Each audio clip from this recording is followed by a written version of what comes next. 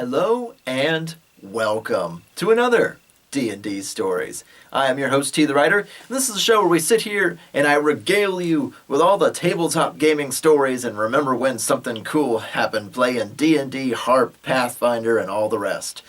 So we return once more to our episodic campaign with Lad the Rogue, Harmony the Paladin, Farspark the Wizard, and Tail the Cleric. If you recall, I told you guys they didn't have like a spanning campaign. They had sort of like an anime format where it'd be like a beginning, a middle, and an end to a story, and then that chapter would be done and a new chapter would start. It gave us a good excuse to run like modules or trade out DMs, etc., etc. And the second episode of their adventures together was The Haunted Hotel. And The Haunted Hotel was I guess a 2-session sort of game, just like the Sunless Citadel.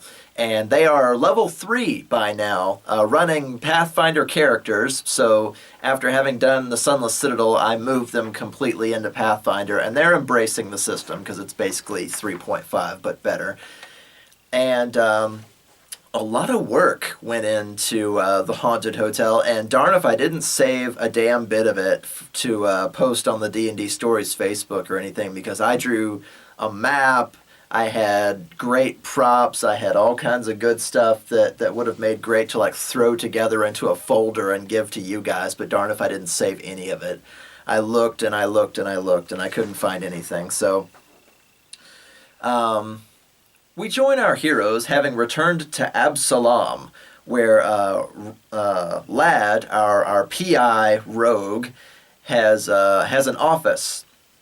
And when they arrive home, he's like, make yourselves at home. Oh, I already have another job lined up. And he unfolds this letter from Lord Tiberius Tygar, the man with the head of a tiger, and you know all the rest if you've been watching the other D&D Stories episodes. This is 5 years later from Kobold Mountains, so his son Bino is approaching age 18 or roundabouts, and Lord Tiberius Tygar has bought a decrepit old hotel on the edge of Absalom, like outside the city walls. It's a stone building, but it's been 50, 60, 70 years since it was inhabited, and he's going to spruce it up and give it to his son. Now, why is this? Because Bino's going to be an adult soon, and he's going to run this enchanting shop empire, and he's going to be responsible for the welfare of a lot of people, a lot of paychecks, a lot of jobs. A lot of people are going to come to rely on him, and to just hand him the reins to this empire is not a good idea, Tiberius has grown to think. And though his son can see the future in spurts or in greater amounts by now, he does need some people skills because he has been like the pampered little lordling since he was born. So Tiberius believes that if his son can run a hotel, which is basically a microcosm of people from all walks of life, that he should be adequately prepared to run this enchanting shop empire. So we'll start small and work our way up, Bino. And of course Bino agrees to this because being responsible for countless people is, all at once is not a good idea. So being responsible for a staff of people and, whoever comes in and out of this hotel seems like a more, surmountable challenge. So Tiberius buys up the hotel, and it was like a 5-star place. There's over 30 rooms, and there's a suite, and there's an office, there's a kitchen, there's a library, there's a stone garden, there's walking paths. It's got a surrounding property with cast iron fences, and it's a fancy place. It was probably a mansion at one point, but it got turned once the city of Absalom sprung up about it. It turned into a hotel and then over time declined and became decrepit. So it was a 5-star place at one time or another. It just needs some TLC. Stone buildings last for a very long time. They just need to make some minor repairs. But, according to the letter that Lad receives, some strange things have been happening about the hotel because, of course, as soon as he arrived, he brought in, painters, carpenters, masons, gardeners, all kinds of stuff. But things have been happening around the place that have been sort of strange. Laying new floorboards. The floorboards have been leaping up and striking people in the face. Chandeliers have been falling. Bookcases have been tumbling over. A couple of the repairmen have just fled the scene in terror, not able to tell anybody whatever it was that they saw. So there's something afoot. Tiberius isn't sure as to whether this is something supernatural or if they're squatters or like a thieves guild hideout or just whatever it happens to be, trying to drive people away. Old man Smithers knows that there's a chest full of gold buried somewhere, so he dressed up like a ghost and tried to frighten people away. Whatever it actually happens to be, Tiberius figures he can hire a group of pathfinders to go in, stay the night, find out what it is. If it's something bad, eradicate it. If it's a person, stop them, arrest them, kill them, whatever it happens to be. It's his private property now, and if they need to clean the place out of dire rats and ghosts, then so be it. They're above level 1 now, so magic items can strike ghosts, but they're going into this enclosed area of the hotel and the surrounding grounds and the fence. So, stay the night, see what it is, whatever it happens. It could be nothing. It could just be too many people running around on the old wooden floors, people being clumsy, leaning on things and they fall over because they haven't been touched in 60 years. Just look around the place. Again, stay the night. If it is something, take care of it. I'll give you 1,000 gold pieces. And the party is level 3, so 1,000 gold pieces is nothing to sneeze at, especially when you live in Absalom, the jewel of the Great Sea. It's a coastal town where, thousands and thousands of gold and trade and goods and services trade hands every single day. And money certainly talks. So, 250 gold apiece, they could go buy something nice for their level 3 selves. And obviously there's going to be other money, jewels, trophies, etc., etc. But Tiberius is offering them $1,000 just to stay the night here and look around. They're like, all right, well, we should go meet with Lord Tiberius. And of course, at the bottom it says, oh, by the way, I have the head of a tiger. Don't freak out. Magical calamity. It's not your business. Don't ask. And they go to the edge of Absalom. And they see this place, of course. It's got the cast iron fence with the vines all over it. There's daytime gardeners that are still just ripping cities worth of weeds out of this place. And trying to throw down wildflower seeds and rolls of sod, and they're pulling out the old fountain and trying to lay down the foundation for a new fountain and things like that. This is going to be a nice place when they're done with it, but nobody wants to go inside and nobody wants to be there after dusk. So Tiberius was waiting for them inside, and our adventurers, they've had a little time to collect themselves since the Sunless Citadel. So Harmony, our daddy's girl who has been cut off from her money, has experienced the real world and the real dangers that come with being a paladin, and has smitten evil with her blade. So now she actually gets up on time. And, her hair is a bit more cropped so that none of the monsters can pull on it. And, she spends less time grooming and more time worrying about those around her. So she's slowly becoming more disciplined and a little less namby-pamby, if you will.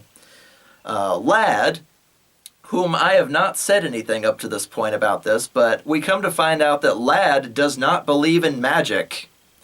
And I look over at his player, and I was like, Lad doesn't believe in magic? And I go, how? He lives in Absalom, one of the biggest cities in the world.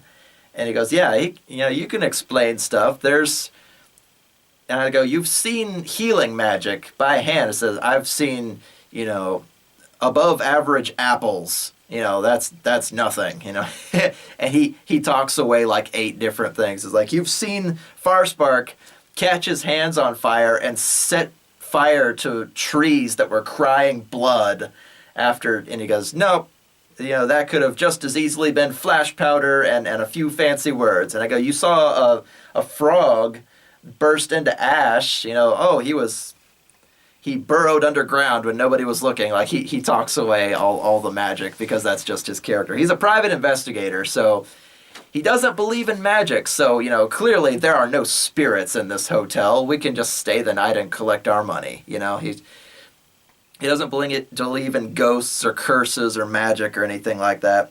And of course, this offends Farspark, our wizard, who, he's got Scorching Ray now, so he can shoot like a laser beam out of his finger. And he's got the Icy Touch. He's got, what was it? Burning Hands. He's not quite to like the Fireball level yet, but he's getting up there. And all the better because Farspark, his player, was an interesting guy, but we'll get to that later. And then, of course, we have Tail the Cleric, who is specialized in healing spells, but he also carries around that med kit, so Lad doesn't believe he actually has magic powers, just that he's really good with an alchemy kit or a healing set. And the 3 of them come in. They've cut their teeth on a couple of adventures. This is just another job for Lad. He found his missing persons in the Sunless Citadel. So, he's feeling pretty good about himself. Go into my hotel and see that there are no ghosts. Ha! Easy 1,000 gold. And he's like, you may as well come with me. We had some success in the Sunless Citadel, so he invites the 3 people back. What happened to David? Oh, he's wandered off looking for Shatterspike. It's too bad Harmony got it, and we don't have any way to contact him. Ha ha ha. But, I would have run it with all 5 of them, but again, David would never forgive the Caltrop incident, so he was just gone from that table for a while. And they go inside the front doors, the big double doors. This is not like an inn and tavern kind of thing where it's like a bar or a restaurant where you can play darts and fuck barmaids and stuff. This is like a proper, like, twin banisters, chandeliers, and lots of stained glass windows. This was like a 5-star hotel. And they push open the double doors and they see, the old red carpet is still there. There are still tapestries on the walls. The sagging archways that still need to be propped still stand strong through the test of time because, again, fancy stonework will last for a freaking long time if you don't, like, bash a siege engine up against it. So, though the building be old, it is still beautiful, almost like an old cathedral or an old mansion. It had trimmings and frills on it when it was first built, and if it was converted into a hotel, well, all the better because it made a really fancy hotel. And they go in, and of course, all the curtains are drawn back, and you can see the dust particles flying through the air in the beams of light coming in from outside, because it's midday. Nothing scary is going to happen in the middle of the day. Ha ha. But all the curtains are drawn back, and of course, standing right in front of the registry area, the front counter or desk or whatever, is Lord Tiberius Tygar, the man with the head of a Tygar. And of course, Harmony's first reaction is, "Kitty!" and immediately runs to embrace him like a crazy anime character girl. And who should step out from behind a column to shield check her into the wall but Sir Landon the Knight of House Tygar. Just steps right out from her field of vision. Boom! Just like shield checks her with one arm. Doesn't even draw his sword. Just bam! Knocks her right into the wall. And of course the walls are quite old, so she leaves like the big cartoon cutout of herself when she strikes the wooden filigree of one of the side walls.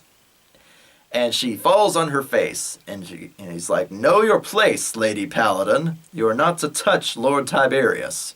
And, Sir Landon is, gone to the 4 winds back at my college, so I took his character sheet with me to NPC him. So little do they know, they're level 3, he's level 14. So anything he does to them would probably be a one-shot kill. Now, why is Lord Tiberius leaving these 4 newbies here and not Sir Landon? Well, Sir Landon's got better things to do, and is going to be looking after Tiberius while he tours Absalom, because much like any other lord, he enjoys fine art and nice gardens, beautiful women, great architecture, and if there's one thing that Absalom has, it's all of those things, especially the architecture. The Petal District is known for all of its fancy mansions and tiny castles and beautiful houses with carvings and fun things, and that's kind of one of Tiberius's little vices, is to go see cool architecture. So he's kind of like me, I guess. But I have a complete weakness for ancient Egyptian architecture. I will stop and stare at something for 20 minutes if it's from the age of pharaohs. So Tiberius, it's all about castles and wood carvings and filigree and all the fancy murals that you might see between houses in the alleyways, because even the alleyways are fancy and stuff like that. He goes, I am Lord Tiberius Tygar. My son Bino is still back home at Chateau Tygar, and when this place has been completely repaired, I will send for him. But, as discussed in our letter, I need you to stay the night and prove to all my workers that there is nothing wrong here. And if there is anything wrong here, well, you can take care of it, right? And everybody's like, right, no problem. I mean, it's a hotel. What could you possibly hide here? And he goes, well, here's a map. And I catch them off guard immediately, handing them a map to the whole damn place. But, Tiberius bought it, so yes, he's got the blueprints to the whole place. And Lad takes them and he looks them over. He's like, there's no servants' passages, there's no secret ways anywhere. And he goes, no. It may have been a mansion at one point, but apparently it served as a fairly straightforward hotel. All the walls were moved about to make standard-sized rooms. There's really no secrets to be found here. And he goes, all right, well, good luck, you guys, pretty much. It's the hotel, the surrounding gardens, where the fences are, that's where the property ends. See you in the morning, pretty much. And he leaves them there. And the party confers amongst themselves. And Harmony, of course, is suffering a bruised ego and a bruised everything else, a bruised backside. And Landon's like pointing 2 fingers at his eyes and then pointing the 2 fingers at her like, I'm fucking watching you. Don't touch Tiberius, that kind of thing. So they go off to tour Absalom, and the group is left there in the hotel. So they go over a few things. They're like, okay, so what do we have so far? We've got strange noises. We've got furniture moving that shouldn't be moving. We've got floorboards springing up to hit people. All of this can be explained with sheer clumsiness. I mean, what are all these workers afraid of? And they look, and of course they can see all the gardeners are preparing to leave because the sun is starting to set. It's just touching the highest buildings of Absalom, and of course they are situated right outside the city walls. So a shadow has already begun to form over the hotel from the walls themselves. And like, all right, well, and they look and they're like, okay, so there's a basement, a ground floor, a second floor, a rock garden outside, surrounding land, and a fence. It's a finite space. There's not a lot of places for like monsters or spirits to hide. Why don't we just comb the place, room by room, we'll just check it. And by the time the sun comes up, we will be 1,000 gold richer. Ha ha. And they're like, all right, sure.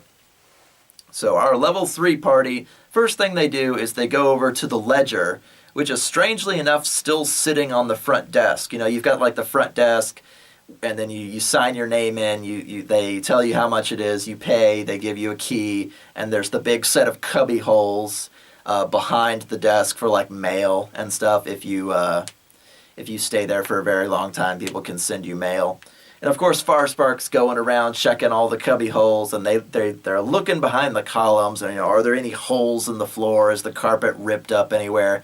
They're going to be combing the place pretty thoroughly. So of course, Lad, our private investigator, with his giant magnifying glass and his super high perception check, is just going to go from room to room.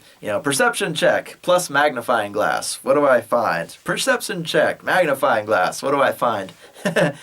And he very quickly realized, I think, in the haunted hotel that he had made a one-trick pony.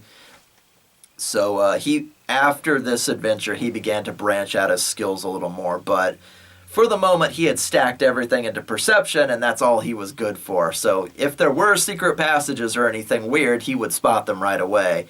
But that's all he was, a pair of eyes with legs. So Farspark leans over the ledger, and he flips through it to see if there's any names, anything unusual. And I go, well, Farspark, you don't really recognize any of the names. The last person to check into this hotel was over 60 years ago. And he goes, wow. And he goes, what were the prices like? And I say, it's 60 gold a night. And they go, 60 gold a night? Jesus Christ. That's like 2 months' wages. That's like the freaking presidential suite at the Grand Ole Opry Hotel in Nashville. And they go, yeah.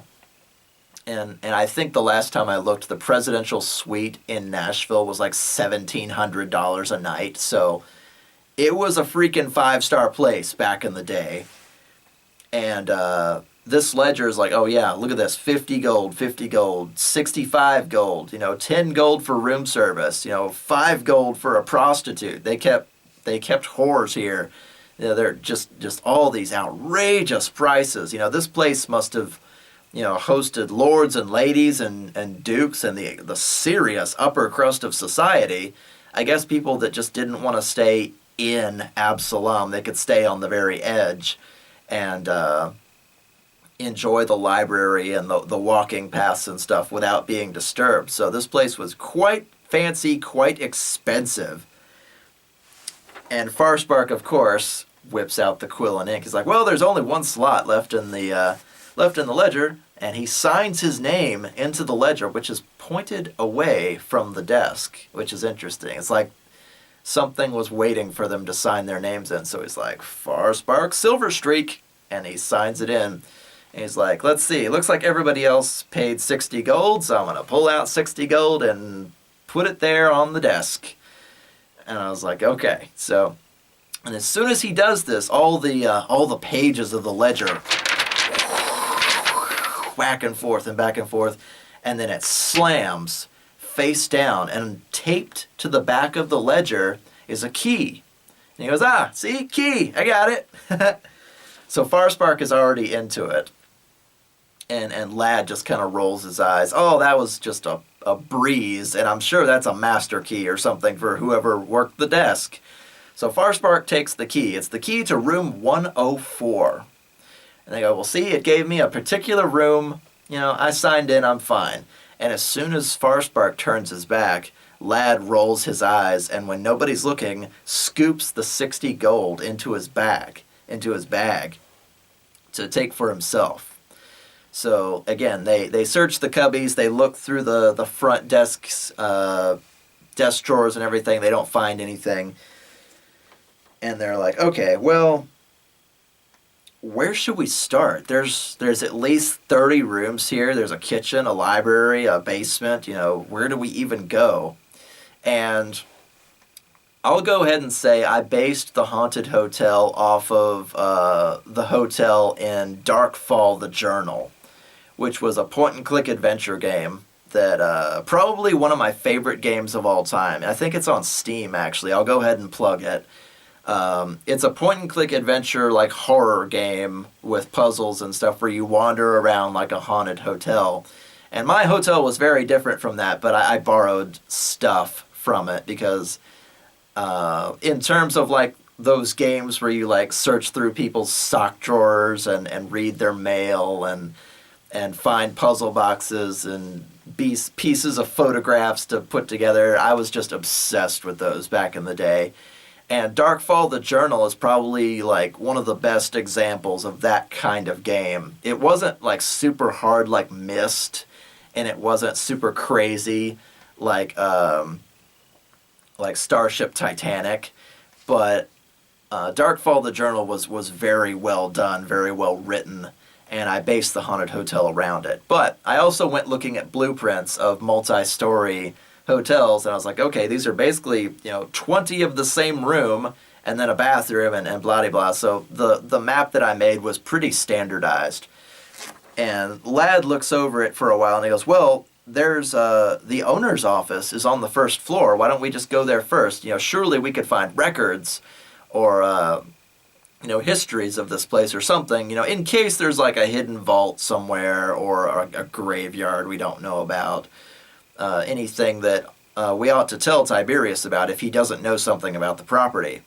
And like, okay, yeah, we're going to go down the hall to the office. So they go off into one of the wings of the hotel. And Farspark, being the squishy wizard, brings up the rear. And as they're leaving the lobby area, Farspark hears, "This is no place for children." And he whirls around. There's nobody there. He's like, "I didn't hear that. I didn't hear that." And he's like walking backwards slowly. And Lad turns around. "What?" Nothing. We're going to the office." So they pass, 20 some odd hotel rooms. And they make it all the way to the office of Mr. Tumnus, the former owner of the hotel, who was, of course, dead and gone. And they rifle through his desk. They look for anything of use, and they find a journal. Now, the journal, I actually made one in real life, and it was probably the most complicated, prop I had ever brought to a D&D table. I got, one of those journals you would get at, a Barnes & Noble's with the nice, leather bound and the clip you have to pop to open it and turn the pages and stuff. And the silken ribbon you can put between pages. And I wrote 35 pages of handwritten nonsense and pictures and all kinds of things.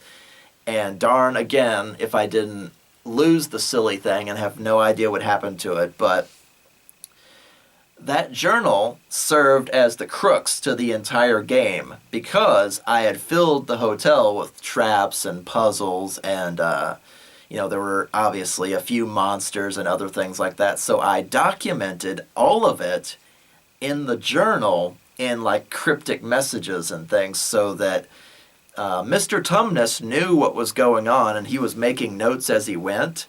So it was up to the party to figure out, this page talks about a combination lock, and it gives you a riddle about what the combination is. So if they ever come across the combination lock, wherever it is, they can turn to this page, read the riddle, figure it out, and open it. Or, there's, it tracked the number of patrons that the hotel had every year, and they saw the numbers were going down and down and down over the years. They saw just all kinds of things, that there were a pair of twins, with their mom staying in the hotel for months at a time while she was conducting business at the Arcanium with the Mages Guild, that his daughter Elizabeth had gone missing and that whatever evil had pervaded over the hotel had taken Elizabeth. And, of course, his hunt for the evil that had slowly been sinking its claws into the hotel. It's like, oh yes, there is something here. And in fact, if Mr. Tumnus is gone or dead, I'm willing to bet that whatever it was got him as well.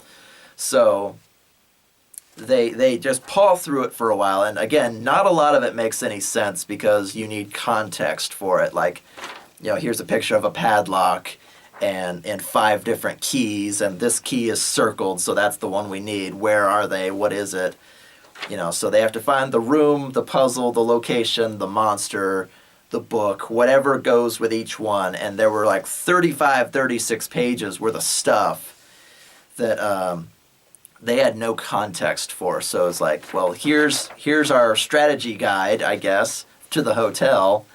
And Lad, who is the PI, picks it up and is like, I'm going to hang on to this. So they read all about Mr. Tumnus trying to stop this great evil that had set up residence in the hotel, that it was it had great big red eyes and dark wings, and it had taken his daughter Elizabeth and had tried to take the twins while they were still there, and that he had been trying to set up traps for it to try and capture it, but it seemed to be incorporeal. And he accidentally discovered that for some reason this red-eyed creature couldn't perceive the color green. And they go, "Why is that?" And I go, "I don't know. Give me a spellcraft check or whatever it happens to be." And let me see, Farspark throws it, and I go, "Well, if a creature has big red eyes and it looks at the color green, red plus green, if you put those together on the color wheel, it comes out as black, which is part of how 3D glasses work. When you're watching a 3D movie, that's why there's one blue one and one red one that helps you perceive things in an unusual way. But if you overlap green and red, they are opposites on the color wheel, and it only sees black. So if this creature sees in shades of red, if it looks at an object that is green, it would only see it as black." And they go, "Oh, okay." And there's a drawing of a candelabra with special candles that when you light them, they give off green light. So it would be just like holding up this candle. It wouldn't be able to see anything. It would be like blind. And they go, "Okay, this guy did a lot of research then." And they look through all his charts and his numbers, and he suspected certain people for a while. He left, combination lock checks and puzzle boxes and riddles and things, and it was just this big thick book full of stuff, and it was like, you might not solve half of this stuff, but clearly this hotel has its secrets, and clearly there is some presence here, and he figured out most of the rules for it. And they go, "Okay, Farspark, do you know of anything with red eyes, wings, ghostly properties that can go through walls, something that snatches children?" And he goes, "Knowledge arcane, I guess? Bah!" And he botches it, so he has no idea. And everybody else makes their own, knowledge spellcraft, knowledge history. Does this ring any bells? And they go, "No, not really.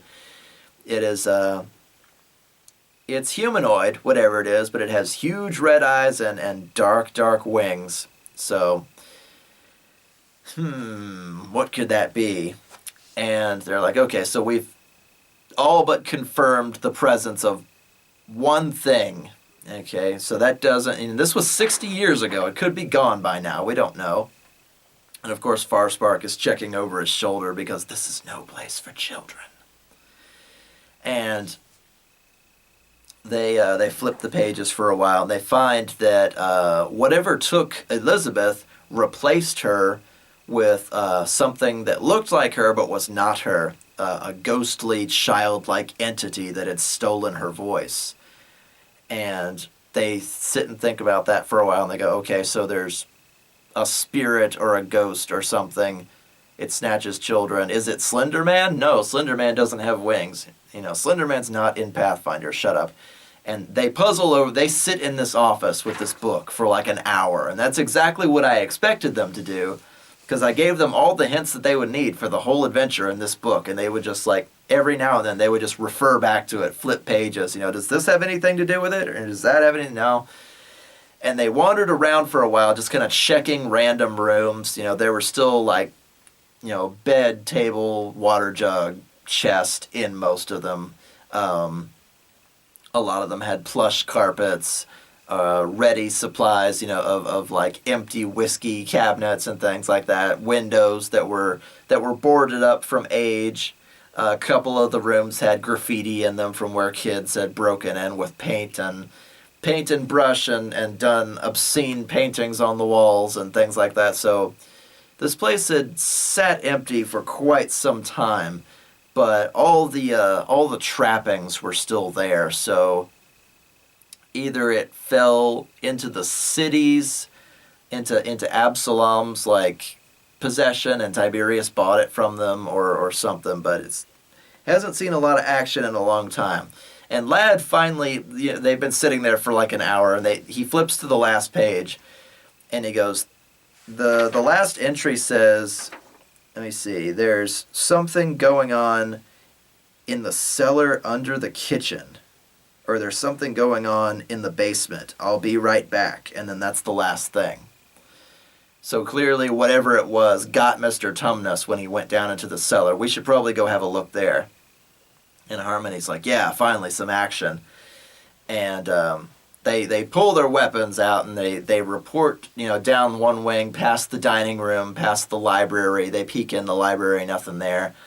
And they go on towards the kitchen to have a look at the cellar because, there's probably, wine, roots, place to keep vegetables and other things like that. A cooler, dark place for foodstuffs, if you will, old ice boxes. And they pull open the hatch, which is situated in the corner, and it's just stairs down into the darkness. And Harmony's like, wow, Tail, you first. And Tail looks up at her like, I'm the healer. And Harmony's, you're supposed to be the paladin. You're supposed to guard me. You remember your letter from the Church of Pelor? And she goes, you're the only one that can create light, right? You can make a shield or a rock glow like a torch. You should go first. So Harmony's still kind of a weenie when it comes to being the brave and upright paladin. But so she sends Tail down there first and goes right after him. You guys hang out right here in case we get jumped by something.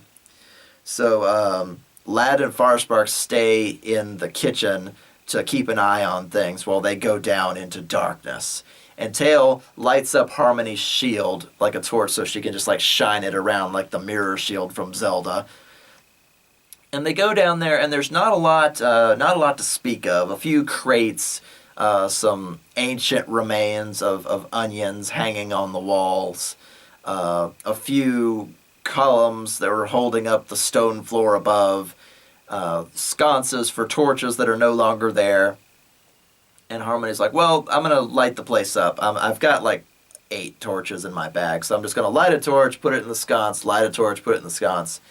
And she does this 3 or 4 times just to light the place up. Clearly, it's not meant to have that many torches in it because it's underground and, it's a storage room. It doesn't need to be lit that well.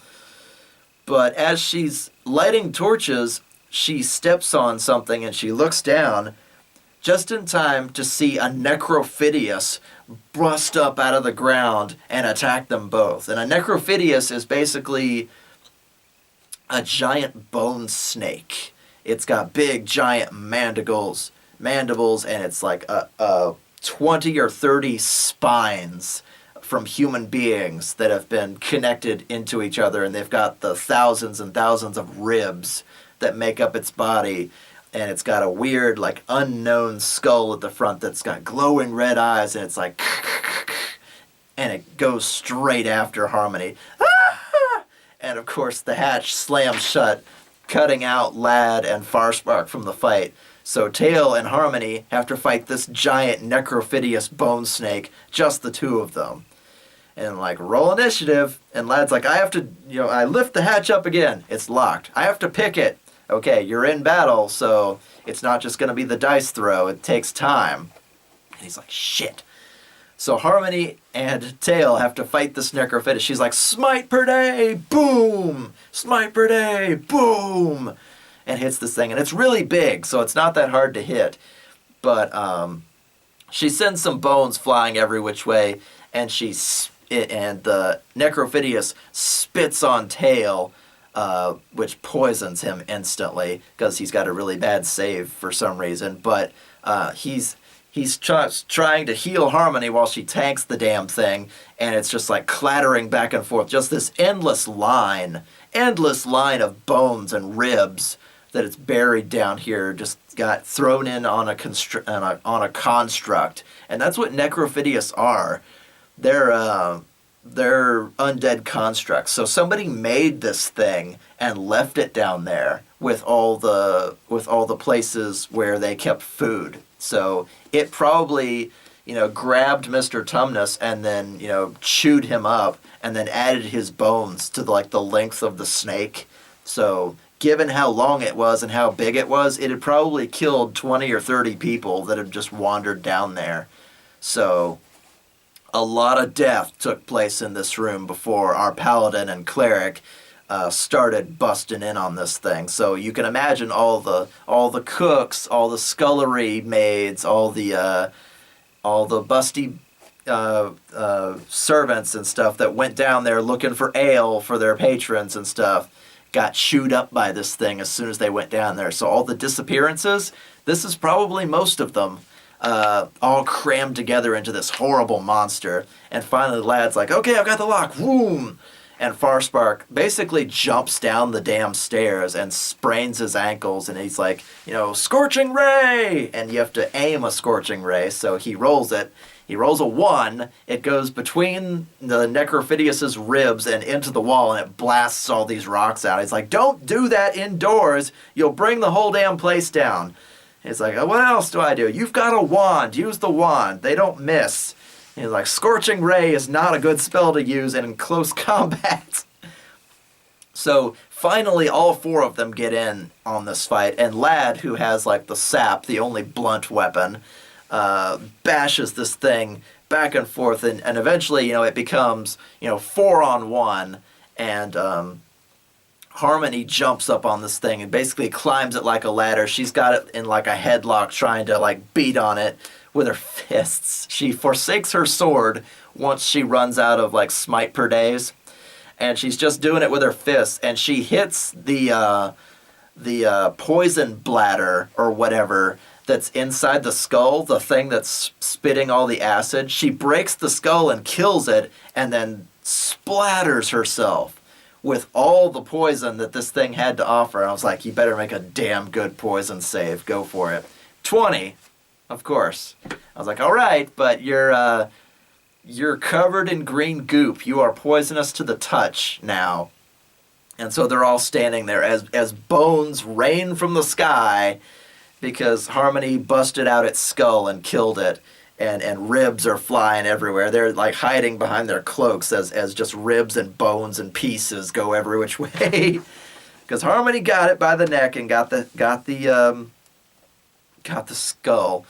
And once everything goes quiet, Tail goes and grabs the skull, and he picks it up, and he's like, is this like a troll skull? What is this? They don't recognize it, because again, the bottom jaw comes open in like 2 different directions so that it could use like the acid poison spray. It's like, was this like homemade? It's not a dragon skull, it's not a troll skull, it's something weird. And he rolls to identify it, and he can't do it. So he's like, I'm just going to take this with me. Harmony busted it up pretty good, but I think I could probably find out what this was. And of course, Harmony's standing there, trying not to move because she's dripping with concentrated poison, and they could see the remains of the poison sac laying on the ground. And Harmony's like, can I just like collect some in a potion vial or something? I drink a potion. I'm going to use the vial and gather up some of the poison to have this tested to see what it is, or if there's anything we can do with it. I was like, okay, but you're a paladin. If you pour it on your sword and swing it at somebody, there go your powers. You're not allowed to use poisons. And she's like, all right. We're going to take it for study. And they took a lot of damage from this fight because, a flailing bone snake versus, 3 or 4 level 3 people. It was a pretty rough fight for them. So they emerge out of this cellar, Harmony last, because she's dripping with green goo. And she's like flinging her arms. Don't fling your arms, you'll throw poison everywhere. He's like, we've got like extra clothes and towels and stuff in our adventuring stuff, so we'll like try to wipe most of it off. But I was like, it's gonna be ingrained in your hair, in your skin, in all the unmentionable places, unless you like go for a bath or something. So they go, okay, well, it's not quite nightfall. Why don't we, retreat for the moment? And I go, retreat? And they go, yeah, it's just one building. We can leave, right? And I go, oh, yeah, I guess so. We're right next to Absalom. Harmony's like, I'm going to go jump in a lake. And I go, and Lad goes, no, don't go jump in a lake. You're covered with poison. You'll poison the lake. And they go, well, what am I supposed to do? I was like, we'll take you back to the Silver Crusade. And that was her paladin buddies. We'll take you back to the Silver Crusade. You can get like a proper bath and like a blessing and cleansing and all that good stuff, so you're not like a walking poison bomb or anything. And Tail's like, okay, I'm going to take this skull to the Arcanium Mages Guild library place and see if I can't get it identified, because this is really unusual stuff. If somebody crammed, 4 spines and 4 sets of ribs together, and this thing was long enough to account for 20, 30 people's deaths, it's a self-constructing undead. That's bad juju. I want to go find out more. So, Lad and Farspark take Harmony to the Silver Crusade. She got doused in freaking poison. She needs, like, a Silver Crusade, like, tie-dye down. You got a water hose we can spray her with? I don't know. She's covered with poison. So Harmony has to ditch all of her gear, all of her potions, all of her parchment and everything, because she's been marinated. And, she goes off for the fan service, hot, busty blonde bath scene with handmaids that are in, like, hazmat suits, like, wringing out their rags into buckets and trying to get all the poison out of her hair and different things like that. And Lad and Farspark kind of have to hang out for a while Tail goes off to the Arcanium library, and he looks and he looks and he looks, and he can't really find anything.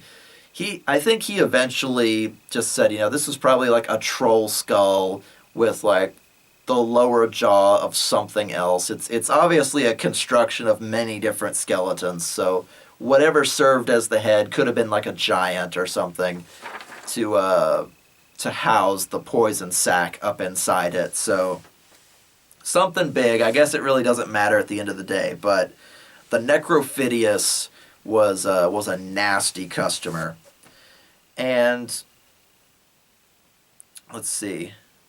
By then, they had, like I said, they had gone through several of the hotel rooms, so they had an unusual set of coins that was kind of like a Resident Evil puzzle for a while. If you remember any of those games, you could collect like unusual coins and then place them in something to open a lock. Well, they had a couple of coins. There was like a king on one side and a queen on the other side, or a set of plumage on one side and a sword and sickle on the other side.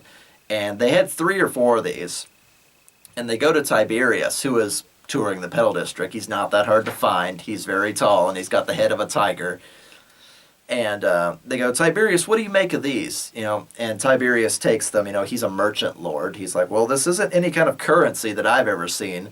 They look like fortune-telling tokens. And they go, fortune-telling tokens? And he goes, yes.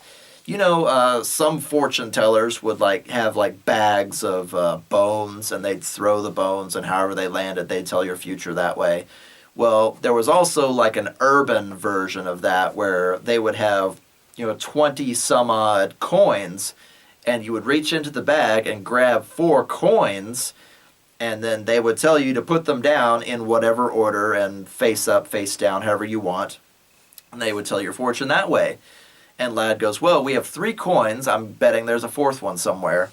And, and he flips through the journal, and of course he finds, queen and plumage, king and scepter, he picks up the coins, and he looks at it, yeah, sure enough, queen on one side, plumage on the other side, king on one side, scepter on the other side. So this is telling us these are the 4 coins we need in case there's more than 4. And wherever those 4 coins go, probably opens something or makes something happen. So we're missing 1 coin for this puzzle. And they go, thank you, Lord Tiberius. How's your tour going?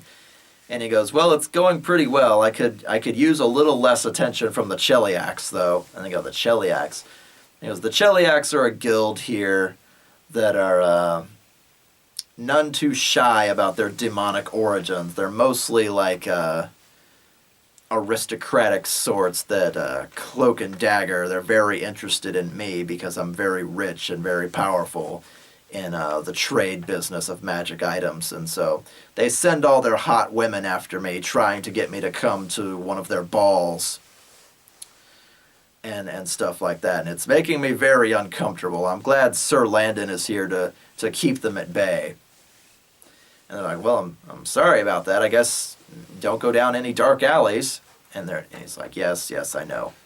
So Tiberius continues his tour of the great city of Absalom, and Harmony gets her bath, and Tail comes back fruitless from his library escapades of the Necrophidius, and they arrive back at the hotel, and they sit and they do some more reading from the journal. It's like, okay, the Necrophidius obviously killed Mr. Tumnus, so we've got that loose end tied up.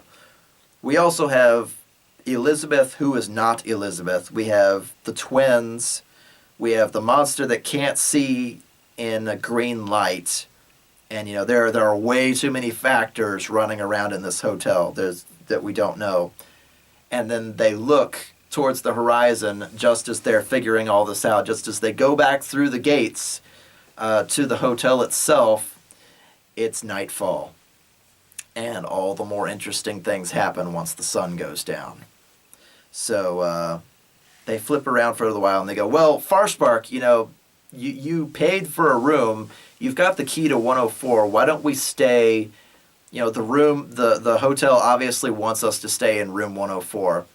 And Lad is sitting there flipping page and he goes, wait, no. And he flips to page 13 or whatever it happens to be. And he goes, look at this. And on page 13, there's a picture of a hallway that's just been drawn in with ink. And it's doors, most of it. And it goes 101, 102, 103, and then scratched into the margins, it says there is no 104. And Lad's like, that's not right. He picks it up. He picks up the map of the place. They have a complete map of the hotel. And they go, oh, yeah, it's right here. 101, 102, 103. And then he puts his finger onto the room labeled 104, but then he looks and he sees there's no door to 104, and there's no door, or there's no window to 104 either. It's an enclosed room. And he goes, that's weird. And he goes, well, we have to go find this. I don't know. And they wander about for a while. They go and they find 101, 102, and 103, and sure enough, there is no 104. And Farspark, picks up his key. He's like, "There's the door to 104 should be right here," and it's just it's a metal plate behind a tapestry, and there's no keyhole, and there's no doorknob, and you can't feel air under it. And he's like, "Well, I've got this key," and he kind of waves the key around for a while, and his hand passes through the metal plate while he's holding the key, and he's like, "Oh, it's fake." And he steps through, and they're like, wait, Farspark, no! And he passes through into the room beyond, and Lad reaches for him, and he jams his knuckles onto the plate because he didn't have the key, so it turned into a solid surface again. It's like, Farspark! And he bangs on the door. Their wizard friend vanished beyond their aid into the mysterious room 104. So, While Farspark is in there, they're like, oh God, what do we do now? And Farspark he's in what looks like a regular room, except there's no window. And he looks around and he goes, I think this is Mr. Tumnus's room, because there's a toy box in the corner that says Elizabeth. And there's, a child's bed and an adult's bed. And there's, all these papers and ledgers, and there's a big, writing desk there that's covered with junk from when the hotel was being run. Clearly this was a parent and child's room, so Lad is sitting there flipping through the journal, trying to figure out how they can all get in to this room, but no, it was just for Farspark. And Farspark is rooting through the toys like he's going to find something unusual. And he hears it again. This is no place for children. And he whirls around and he slams his back against the wall. What is that? I didn't hear that. I didn't hear that. I didn't hear that. And he looks around, and Lad goes, "What didn't you hear?" And he goes, "I didn't hear nothing. I didn't hear nothing." Farspark has a thing about the supernatural. If he can hear it but he can't see it, he freaks out. So he's got a thing about invisible enemies. I think was one of his like fears on his character sheet. Being struck down by something he couldn't see or being sneak attacked was especially fearful for him. And Lad finally flips open the journal to the page that's about the twins and about Elizabeth, who is not Elizabeth. And he goes, it says, "Bring toys or run." And he goes, "That doesn't make any sense." And Farspark's like, "Oh, I don't know." So he comes out of the room having found the fourth fortune-telling coin sitting on the writing desk inside. He's like, "I think that's what this room was for, was to give us this coin. We've got the 4 coins for the fortune-telling, and then this little riddle tells us how to lay them down, but where do we put them?" And Harmony goes, in Mr. Tumnus's office, of course. And he goes, "Well, what do you mean?" He goes, "Don't you remember the indentation they found?" And they go, "Well, we were looking for the strong box, the place where, the 60 gold per night went. There's got to be a vault or a safe or something somewhere. I bet it's there in his office, and I bet these coins are what it's for." And sure enough, they go all the way back to Mr. Tumnus's office, and under his desk is like a tiny little hatch, and like bolted to the floor or bolted to the stone beneath is a strong box, and it's got 4 places to put those coins. And they read the riddle, and they're like, the queen is at the right hand of the king, and so they know that the king and queen have to be next to each other, and the sword and sickle, the sword and sickle must be to the west, and stuff like that. And they read through all the hints to arrange the coins in the proper order with the proper sides facing up, and they put them in each one of these holes, and the strongbox springs open. And inside, amongst all the papers and stuff, they find 7,600 gold. And they're like, "Oh my God, we're rich. 7,600 gold." And Farspark like checks the notes he left on the ledger, and he's like, "Yeah, that's everything for like a freaking 6-month span of people staying here." And they go, "Well, wait. This isn't ours. Tiberius owns this place. We should probably take this to him." And so they picked up the 7,600 gold, put it in a bag, tied the bag, and then left it in Lad's inventory. And I was like, wow, these are some really honest adventurers. Like, it didn't even take a lot of convincing. Like, yeah, he owns the property. This money is his. He's already giving us 1,000 gold. And I was like, wow, I was really expecting them to just split that and not say anything. But apparently they've got some fiber to them, some moral fiber to them. And, Harmony is trying to be an upright and better heroic paladin, so she immediately agrees, yes, this is Tiberius's money. And, Tail the cleric is a man of the church and doesn't need such riches. And Farspark wants the money, but he's not willing to argue with the other 3 of them. So Lad puts the 7,600 gold, he labels it like Tiberius's money or whatever, and puts it in his sack. And, of course, at the bottom of the strongbox is a big switch, and they throw it open, and it reveals more hidden panels that are in the office, as far as like records and different things go for them to explore and kind of piece the story together, because Tumnus spent a long time fighting whatever was in this place, and when they throw the switch open, they find his arsenal. And what kind of arsenal does a hotel owner have? Well, he spent a long time studying the enemy.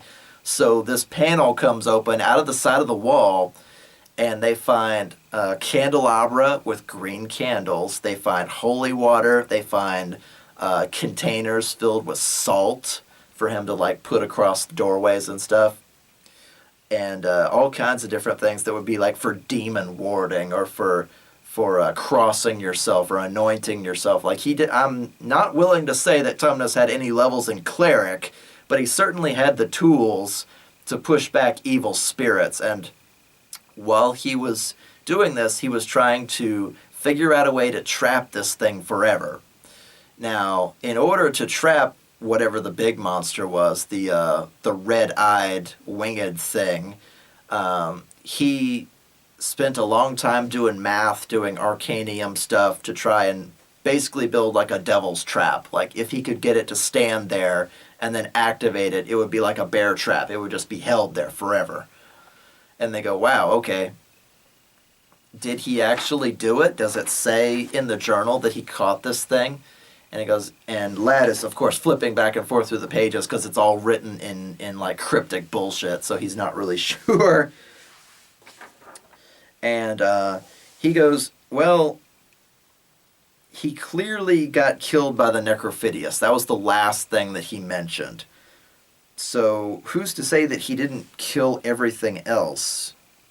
And they for a while, and they do some conjecture, and they go, well, why don't we go to like the library? Maybe he left something else. And they go, okay, well, how do we do this? And they go, and Harmony kind of goes, well, yeah, library's probably the best place. You know, if he left this giant journal behind, maybe he borrowed books from the Arcanium, and his magic trap notes are somewhere. And if we have to trap this thing, we should probably find out what he was building and build it ourselves. And like, okay, well, all right, we're going to head over to the library. And why a hotel has a library? Well, it's a 5-star hotel, and they don't exactly have a swimming pool. So I figured the best thing to sub in for a swimming pool for a medieval era 5-star hotel was going to be like a library or something similar, a small theater for a play. But they go over there, and they are immediately beset upon by like a black jelly. And try to imagine in your head like an oil slick with eyeballs, and it can stand itself upright, like blah, blah, blah, blah, boil itself up. And as soon as they enter, this thing whips around the corner across the floorboards and paralyzes Harmony like she's just been touched with morphine. She just kind of falls over, just catatonic, or paralyzed rather, not catatonic, paralyzed from its like morphine touch. And another fight breaks out because it was hanging out in the library. They peeked, they didn't see it, but now it's dark. And, you know, it's a dark oil slick with eyeballs, so it's hard to see. And I go, roll me your perception checks. And of course, Lad makes it because he's got perception and nothing else. But Tails like, okay, I light the room. I light up Harmony's shield, even though she's on the floor and not moving. I light up Lad's sap so he can see. You know, I light a torch and I hold it high. You know, he's the healer. He's not going to be able to hit anything. And they fight this thing, and they fight this thing. It's like fighting a puddle of water. It's not going to do you a lot of good. So they push over freaking bookshelves on top of it, and it boils out. And Harmony gets up, and he's like, I hit it with my sword. Splash. And it doesn't do anything. It's like it touches you with its morphine touch again. No! And she falls over, numb again. And like it's like, what do we even do for this? How do you fight a blob of liquid? I don't know. Yeah. So they end up, I think it was Farspark who ended up using like burning hands. Burning hands, it looks like oil anyway. I'm gonna boil it out. And he's like, burning hands, you know, scorching ray. I'm gonna use fire damage on it. And you know, Harmony gets up again. I hit it with my sword, smite per day. Splash. It uses its morphine touch again. Fuck! And I swear, 3 or 4 times, Harmony goes down because it just keeps, it like boils up about her boots, and it like touches her leg, and she just goes limp. And she's like, fuck! It's like, you're the tank, you know, it's wasting its turn, paralyzing you over and over, so you're kind of doing your job either way. It's like, I don't care, I can't hit it, damn it! So they eventually kill it. With Farspark's fire damage, and they are left alone there in the Haunted Hotel's library. So, that is where I will stop for today. This is going to be a 2-part story, I suppose. So, I hope you guys will come and see the second part of the Haunted Hotel here on D&D Stories. Keep gaming. Hey guys, thanks for watching. I really love telling D&D stories, and I also really love eating food. So if you'd like to toss a couple of gold pieces into this humble bard's hat, be sure to check out my Patreon. If you enjoyed this story, be sure to hit the like button as well. And if you'd like access to maps, character art, and channel updates too, check out the D&D Stories Facebook. Keep gaming!